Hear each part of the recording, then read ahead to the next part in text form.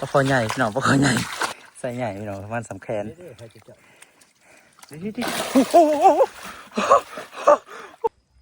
แน่นอนอันนี้พี่น้องโอ้มือเปล่าเลยซูซีก็มองเลยกำเอาอย่าไปต้องตึกเลยไง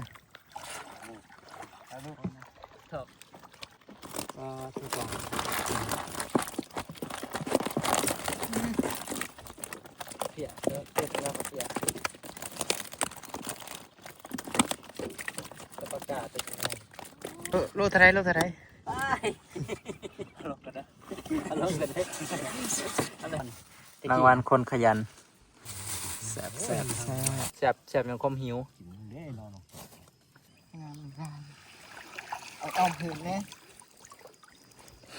ขยับตีนยังบ่ได้เลยตอนนี้ มันอ่อมอยู่ดิขี้เหือกลางใครกลัวไปตัก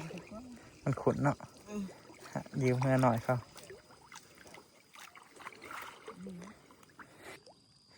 วิธีการกลางแม่นกลางอ้อมพี่น้องกลางมองอ้อมเป็นดอนไว้คล้ายๆกับว่าเฮาล็อกไว้บ่ให้ปลามันออกแล้วก็ปิดถ่ายโดยการไล่ก็คือตีน้ำพยายามตีน้ำให้มันตื่นให้ปลามันตื่นให้มันแล่นแบบบ่ฮู้จักทิศทางเลยแล้วมันก็สิมาตามมองแบบว่าเวลามันตกใจมันสิแล่นแบบบ่ฮู้ทิศบ่ฮู้ทางแล้วมันสิมาตามมองทางมองแล้วก็ไล่พี่น้องมัน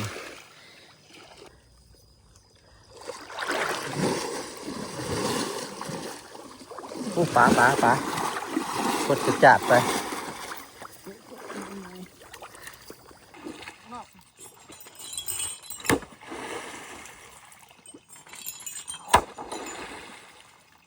วิธีการก็คือเอากลางมองไว้เลย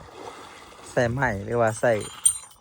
อุปกรณ์ใดก็แล้วแต่ที่ว่าเฮ็ดให้มันเกิดเสียงดังเพราะว่าปลานี่ถ้าว่ามันมีแนวมากระทบน้ำแห้งๆมันสิตกใจมันสิแล่นบ่ฮู้ทิศบ่ฮู้ทางเลยแล้วมันก็สิไปตามมองหลังจากไล่แล้วมายามเมืองพี่น้องบัดนี้โอ้เสียงปลาคอดินท่วมเลยทั้งหน้ามีแต่ปลาลูกคอกช่วงนี้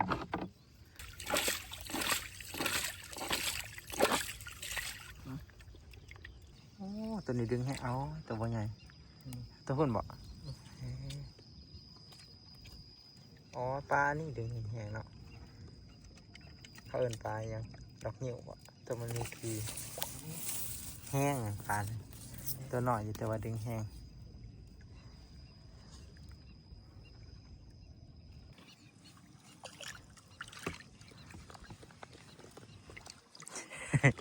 มันไปนั่นเลย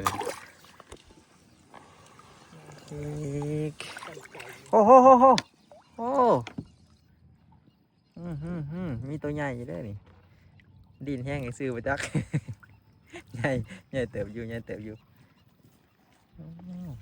ย่าให้มันถือแขนที่สีตัวใหญ่เขาป่าบ่ให้ว่าเรื่องเสือขี้เหือบ่ให้ว่าเรื่องแข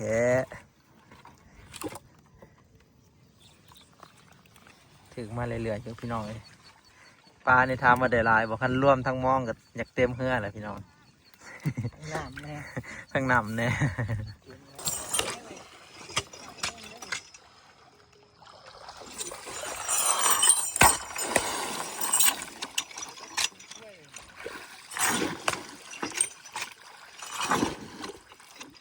ทางตากันเลยที่ตีทางในที่ออกมา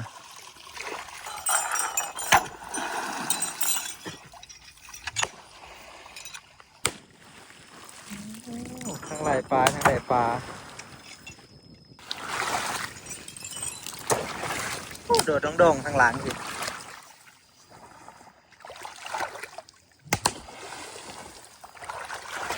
มันเต้นกับคืนเนาะมันบอก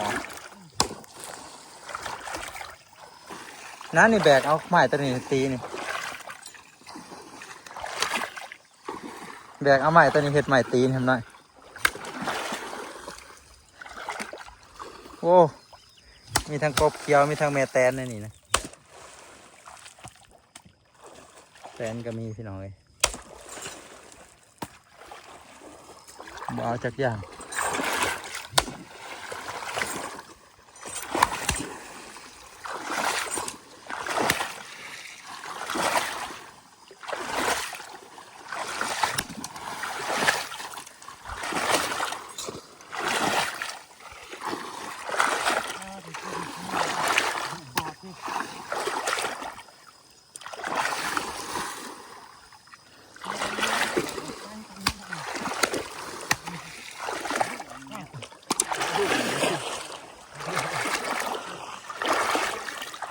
ตอนนี้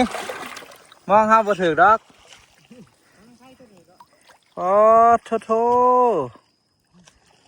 มานแล้วพี่น้องมานแล้วบัดนี้จุดเดียวสี่ของห้าระเบิดดังถึกแต่สี่พอใหญ่พี่น้องเลยนี่ช่วยกันงมมึงดูห่ะงมมึงดูมันหย่อนมันหย่อนคมมือสองมือเลยมันหย่อนลงขี้ตมยังอยู่บ่เลย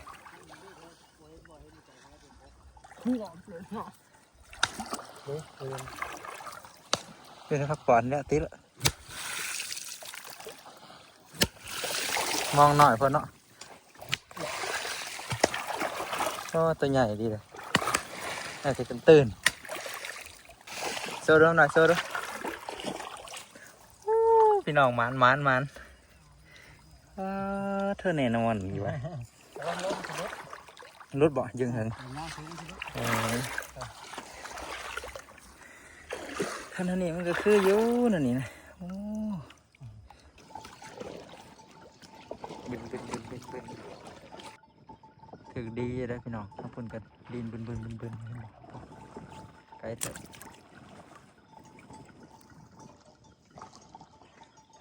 หนาเอากันดินกันดินน้องแนง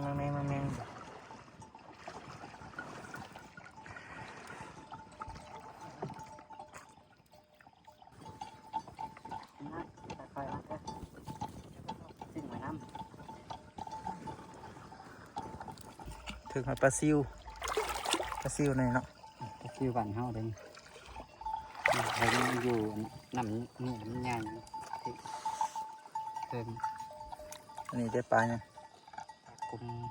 กุมเก็ตที่กันนี่คือปลาจีนเนาะปลากุมเลือกจานมาตรงนี้ปลาจีนลูกปลาจีนลูกปลาจีนคือกันใช่ไหมอ๋ออันนี้ก็ลูกปลาจีนปลากุมเลยเห็ดนั่นก็เห็ดไว้มันแท้มาไปลิดน้ำลาก่อนน้ำ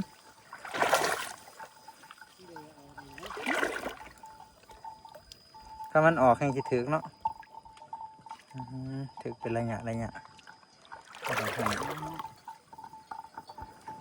จองมาดูคิดถึงเป็นไปว่าเราสร้างมองมาทำเดี๋ยวสิยามเหมือนขาวๆพี่น้องเท่ากา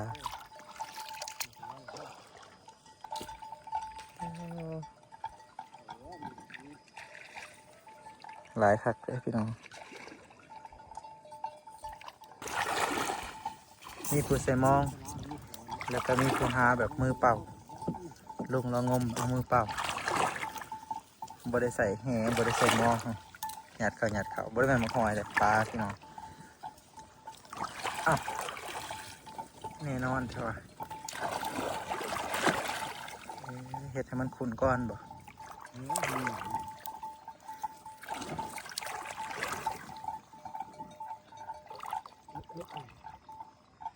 มึงของเราชนะมัน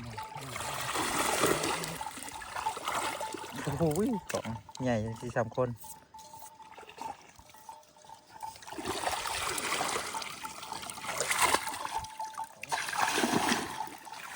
อยากได้อันนะอยากได้อันตัวจะคือกระต่ายได้ตัวเขามาซักเอานะอันนี้เขาซักหรืองมมันเด้ฮะ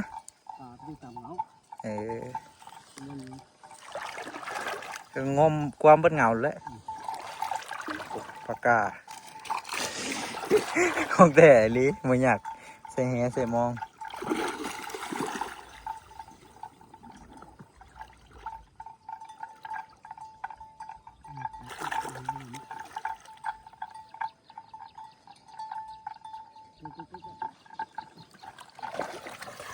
โอ้แน่นอนไอ้ลิแน่นอนแน่นอน เอ้ย นี่แหละพี่น้อง ไหวะ อันตรายอยู่ใต้น้ำบ้านเฮาเอิ้นว่าน้ำมักจับ เออ ตัวนี้คือแบบว่าแหลมแห้งแล้วก็คมแหลมกับคมคือกันนั่นแหละข้อดีคือมันอ่อนใช่ปะมันจะอ่อนนะแต่ว่าปักแน่นอน แต่ว่ามันจะอ่อนกว่าน้ำตัวอื่น แต่ถามว่ามันแข็งสำน้ำแทงนะลงบ่ได้นะครับอันนี้ร้ายที่สุดเลยอยู่ในน้ำในพื้นดินนี่ตอนที่เฮาลงอย่างคือจังซี่เหยียบลงไปนี่พ่ออยู่เกือบทุกบาทอย่างเลย อันตรายแบบตัวที่ว่าเฮ็ดให้หลายคนกับบกล้าลงแล้วกำเอาละหมุนไปน้ำ ไม่อยู่ป่าไปก็ประกมอยู่ทางนี้ป่าคือลาบนี่ป่าที่ป่าขึ้นถึงหักมองกระตองเนาะ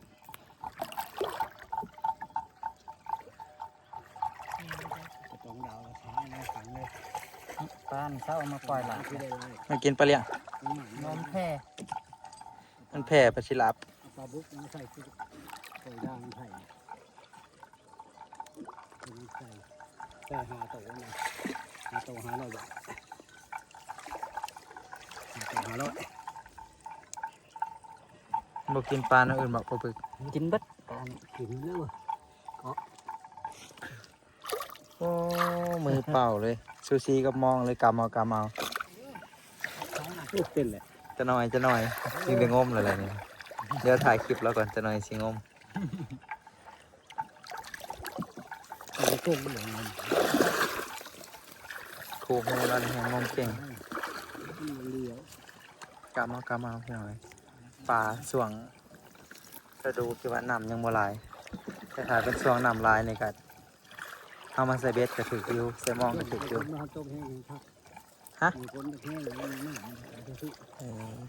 ช่วงนี้เงินที่เลย เดี๋ยวสิแล้วหาให้งมคักว่ะเคยมางมแล้วแต่ตอนหายังหน่อย แต่ว่าช่วงนี้มาสลายก็มีแตมาซีเบ็ดบ่ได้มางมปลา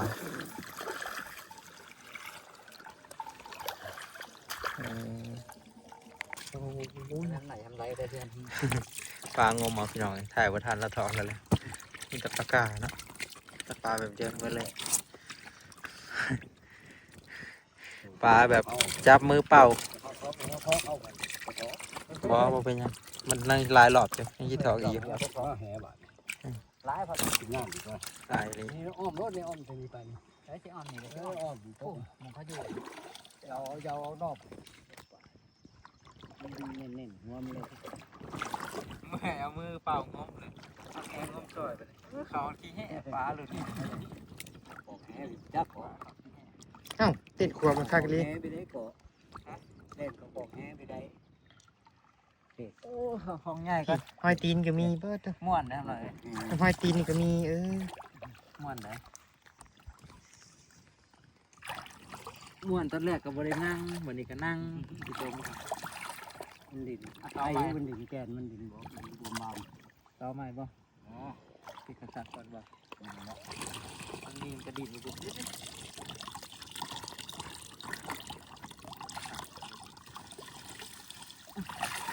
เด้อกดต่อใหม่กดต่อใหม่เป็นของมาเฮ็ดสูได้ดอกฟ้าอยู่ที่ต่อโอ้ต่อทั้งหมดหลายปลาคอใหญ่พี่น้องปลาคอใหญ่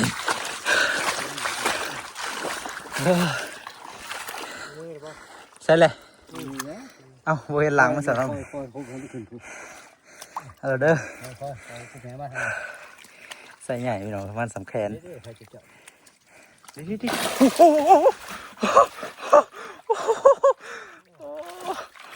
โอ้ ยังไม่ใช่ของมา ของกำลังกันแล้วกินโล่เลยใส่โล่เลยท้องเบ้งเรื่องอยู่ แห่เลยนี่มาใส่ของทางในเหรอ เอาของให้เราแนะนำหน่อย ของก้อน โอ้ ทางใน โหความจริงเลยนะปลาตัวนี้นะเนี่ยมันลอยแล้วเฮียมากลัวมันขึ้นโคกเนาะ มาปนมาแห่นะ ในน้องตัวนั้นก็มีได้นะเดี๋ยวน้องตัวนั้นคืออยู่ในกลางนี่น้ำท่วมอยู่โอ้โหตัวแรกว่าสำคัญเป็นโล่เลยหน่อย โอ้โห อินเตอร์เอียนได้ปะ โอ้เธอเอาไปใช้ไหวแบบนี้เอาขึ้นโคกไหวของโอ้โหโถ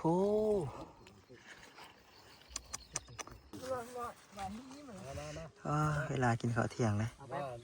โอ้รางวัล มีหลายคน รางวัลคนขยัน ขยันงม นกอะมันหูเนาะว่าเห็นอะไรคนสิขึ้นบ่ได้ มันก็ห่วมมือกับหางแตนเขาเด้อพี่น้องแสบยังคมหิว กินได้นอนลูกนี่ได้ยังนี่ลูกไม่ได้ อยากกินขนมกระจอกบ้าง ใบนี้ มันกระจอกคือกับนกกระจาบ ดัน มันน่ะนะมันเห็นห้างเป็นห้างงามๆเป็นต้นไม้แต่ว่าเอาบ่ได้ลุงเราอยากได้ห้างมันค่าห้างแตนกินข้าวแล้วลงน้ำก่อนพี่น้องมันลงไปหาปลาอีกรอบหนึ่งปลาน่ะสิว่าลายก็ชิวาคิโม ลายได้พี่น้องปลานะเรียกว่าค่อนข้างว่าลายเติบแหละมื้อนี้ก็พอแม่เฒ่าอันบกนี่ก็เสียพี่น้องแต่เมื่อคืนนี่แต่เฮาบ่ฮู้เลยมาหาปลาตอนเช้าบ่ได้ไปส่งสการมาครับแต่วันมื้อละแจกแหละถ้าสิได้ไปเฮ็ดบุญนำเราไปพี่น้องลงไปหาปลาอีกรอบแรงเสียงก็จะค่อยๆหน่อยนะเพราะว่าเริ่มเมื่อยแล้ว ม่วนอยู่แต่ว่าเอางมเบิดมือเนี่ยมันเมื่อยทั้งน้ำทั้งอีหยังแบบ สภาพแบบเกล็บหยังช่วงนี้คือแบบมีแต่ห้อยบาดเจ็บเปิ้นนะหาปลาเติมกันกับรอบเสาสิได้หน่อยได้หลายสันใดโมโห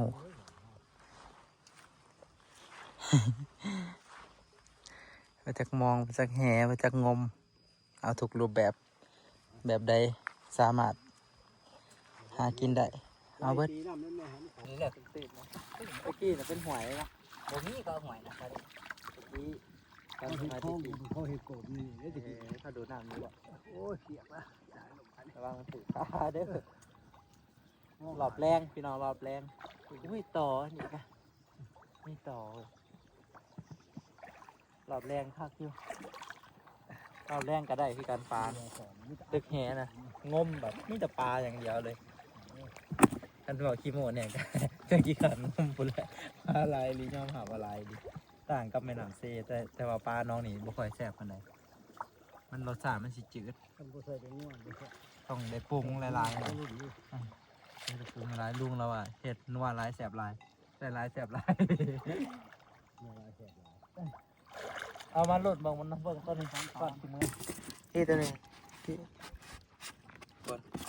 ติดแหหรอเดี๋ยวตัวข้างหน้าถ้าไม่มีปลาถ้าบ่มีก็ขึ้นเลยมาแบ่งกันเงินคนละนี่คือหลายโลอยู่นี่คิดว่าบ่ต่ำกว่า10 โลเนาะ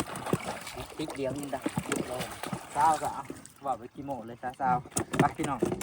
นับ เอาหน่อยไปหน่อย ขึ้นเมื่อแล้วพี่น้องวันนี้ มาแต่เสาร์จนค่ำหาปลาแบบเบิดมือเลยอาบน้ำนองตกเงือแท้ตกเงือแท้ จะเอาเขา เย็นเลย เอาเขาไปขายเลยชีวิตเบิ่งโทรทัศน์เลยประมาณแล้วก็เอาเหือกระถือกันรีบแบบว่า ทุกลำบ่ได้ไปจากล บ่ได้ไปจากลำหมดยังเบัด ำยัง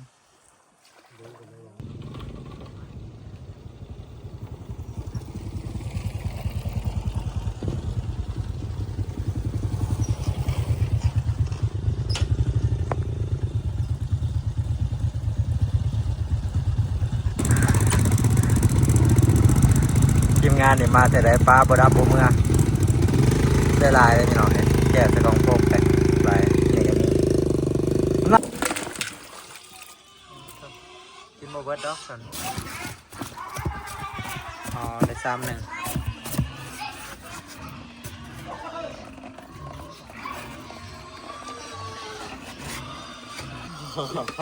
พี่โรเบิร์ตแล้วยังมีอีกทางหนึงอีกบ่ถอกลงใหม่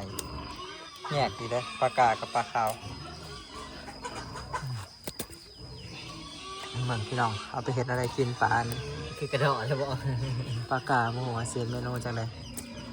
พี่เห็นแต่ตะกงเอามาแล้วต้มยำกิน ปีจะป่น